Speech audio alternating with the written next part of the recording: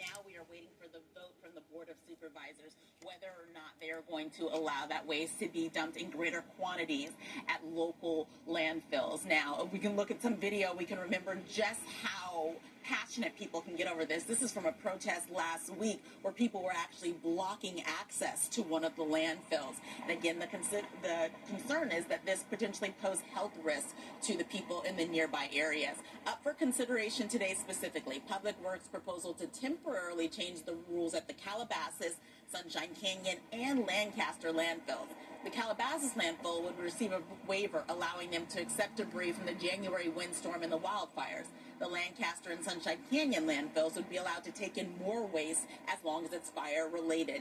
Now, we heard from representatives of health, environmental, engineering, and sanitation departments, and here's a summary of why they want to go forward with this plan to put the wildfire waste in those locations. It is a time-tested process that we have been doing in the federal government and in the state of California for well over a decade. We have hazardous waste inspectors that will visually inspect the loads. Fire ash and debris is in an uncontrolled state, and what is most important for the health of this community, in accordance with the Public Health Declaration, is that we get it from its uncontrolled environment to a controlled environment as quickly and safely as possible. It's always been a benefit to have a regional recovery and have those landfills that accept the waste as close to the affected area as possible so we can speed that operation. And they point out that before heading to the landfills, they say EPA cleanup has been done on the waste. Also, they sifted out things like clean concrete, recyclables, greenways, and asbestos.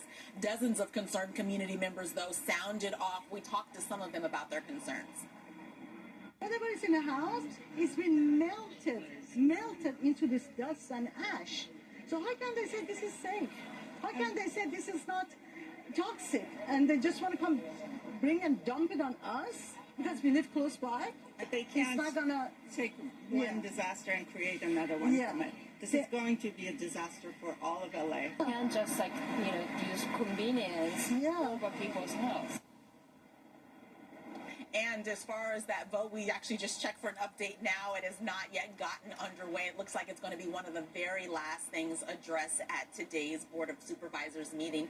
Again, if that vote goes forward, they will be allowed to increase the capacity at 2 of the landfills and then also take in that fire waste at the Calabasas landfill. So definitely a lot of people looking at this very closely this evening.